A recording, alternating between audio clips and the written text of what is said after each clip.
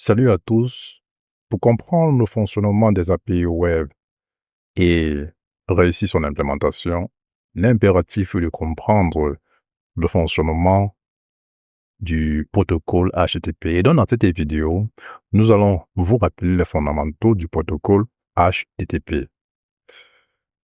Alors, c'est quoi le protocole HTTP? C'est tout simplement un ensemble de règles ou de normes qui régit la communication sur le web.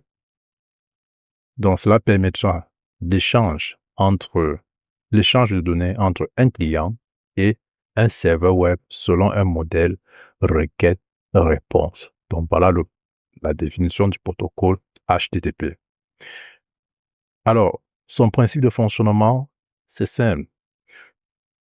Déjà que le HTTP, c'est un protocole de communication client-serveur, comme vous pouvez le voir. Le client envoie une requête de HTTP au serveur. Le serveur renvoie une réponse. Tout se fait via le protocole TCP et généralement sur le port 80 pour du HTTP non sécurisé et le 443 pour le protocole HTTP sécurisé, HTTPS. Alors, lorsque le client envoie une requête, il précise je vous ai dit, c'est une norme. Il doit préciser ce qu'il veut faire dans la requête. Est-ce une modification de ressources? Est-ce une suppression? Donc là, il s'agit des méthodes liées à la requête qu'il est en train de vouloir faire. Donc, parlant des méthodes, il existe plusieurs méthodes. Les méthodes qui sont justement des actions de l'utilisateur sur le serveur, des actions qui sont incluses dans la requête. Vous avez par exemple la méthode get qui est une action d'avoir accès à de demander une ressource au serveur. La requête de post qui consiste pour un utilisateur à enregistrer, qui est une requête d'enregistrement ou bien de modification d'une ressource dans le serveur. Quand je veux dire d'enregistrement d'une ressource dans le serveur, nous pouvons par exemple enregistrer une donnée, enregistrer un client, enregistrer un fichier. Donc ça, ce sont des ressources. Le put qui est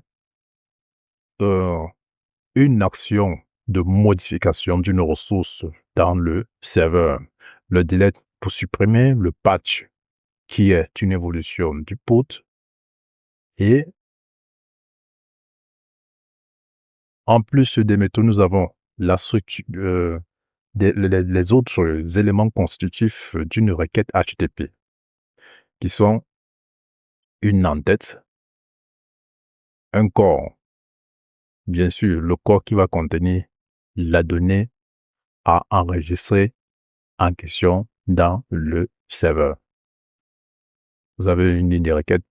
Évidemment, dans cette structure, nous retrouvons la version du protocole utilisé, le protocole HTTP.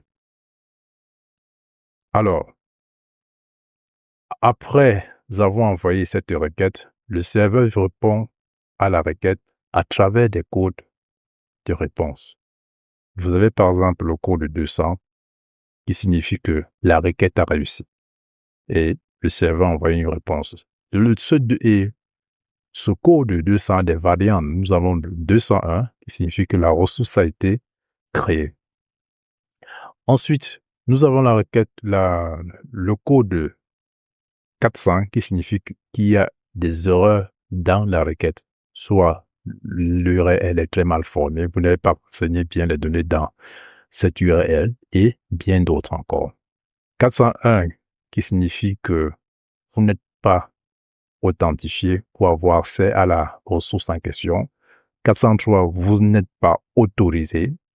Vous êtes authentifié, mais vous n'êtes pas autorisé à modifier ou à accéder à la ressource. 404 qui signifie vous demandez une ressource qui n'existe pas dans le serveur.